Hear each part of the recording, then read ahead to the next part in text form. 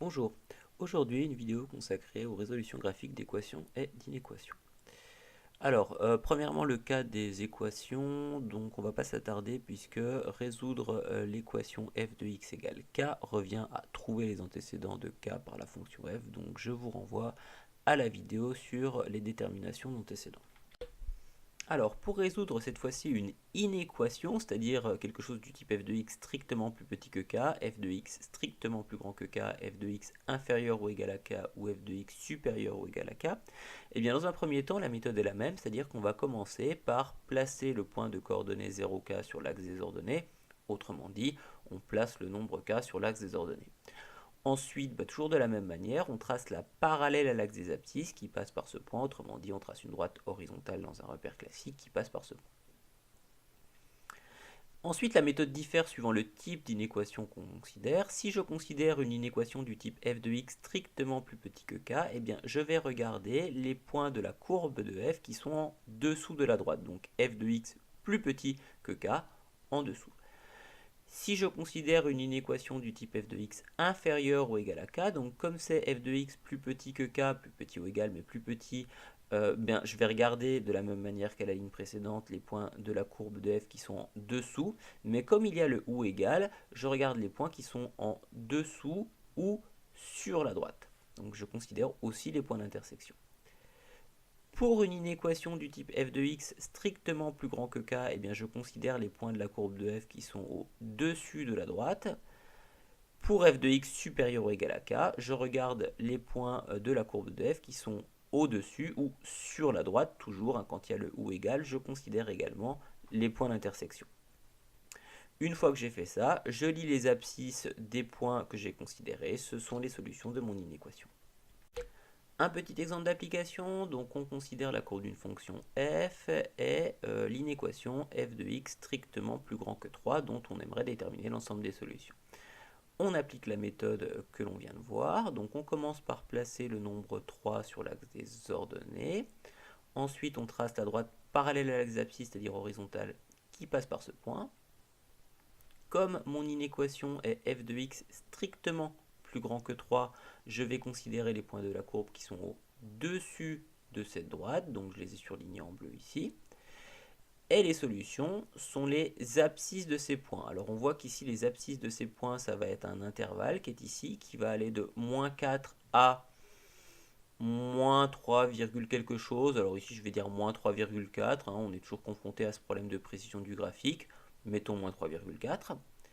Se pose la question des crochets, puisque j'ai un intervalle qui va de moins 4 à moins 3,4, mais est-ce que je prends moins 4, est-ce que je prends moins 3,4? Donc on a dit c'est f de x strictement plus grand que 3, donc je prends les points de la courbe qui sont au-dessus de la droite, j'ai envie de dire strictement au-dessus, c'est-à-dire je ne prends pas les points d'intersection.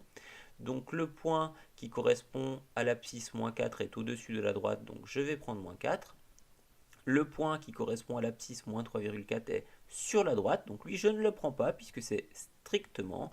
Je vais donc avoir mon ensemble des solutions qui est l'intervalle moins 4, moins 3,4 avec un crochet fermé en moins 4 et un crochet ouvert en moins 3,4. Petite remarque, on considère la même fonction que dans l'exemple précédent, sauf que cette fois-ci, plutôt que de résoudre l'inéquation f de x strictement plus grand que 3, j'aimerais résoudre l'inéquation f de x supérieur ou égal à 3. Alors qu'est-ce qui va changer? Pas beaucoup de choses. J'ai toujours ma droite ici qui passe par le point qui correspond à l'ordonnée 3 ici. Je considère toujours, puisque c'est f de x supérieur ou égal à 3, les points de la courbe qui sont au-dessus de ma droite, sauf que comme c'est f de x supérieur ou égal à 3, eh bien je vais cette fois-ci aussi prendre le point d'intersection, ici il n'y en a qu'un, avec la droite. Donc ce point-là a une abscisse qui va être solution de mon inéquation. Alors on voit que pour l'intervalle, ça ne change pas les bornes. J'ai toujours l'intervalle moins 4, moins 3,4. Est-ce que je prends moins 4? Oui, je prends moins 4 puisque le point correspondant est au-dessus de la courbe.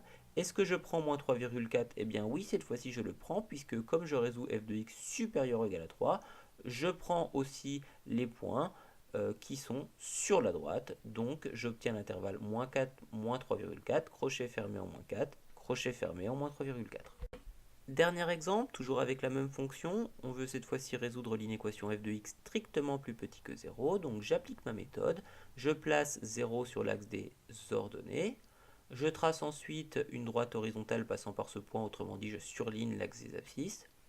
Comme je résous f de x strictement plus petit que 0, je vais considérer les points de la courbe qui sont en dessous de ma droite. Les solutions de mon inéquation sont les abscisses de ces points. Donc je vois qu'ici j'ai un premier intervalle qui va aller de moins 2 à 1. J'ai ensuite un deuxième intervalle qui va de 3 à 4. Les crochets, le point qui correspond à l'abscisse moins 2 est un point d'intersection avec ma droite. Donc comme je résous f de x strictement plus petit que 0, je ne prends pas les points d'intersection, donc moins 2 exclu. 1 exclu pour la même raison, hein, j'ai un point d'intersection avec la droite. 3 exclu pour la même raison, j'ai un point d'intersection avec la droite. Et le point qui correspond à l'abscisse 4, lui, il est bien en dessous de la droite. Il est ici, donc je le prends. J'obtiens donc l'ensemble moins 2, 1, union 3, 4 pour mon ensemble des solutions de f de x strictement plus petit que 0.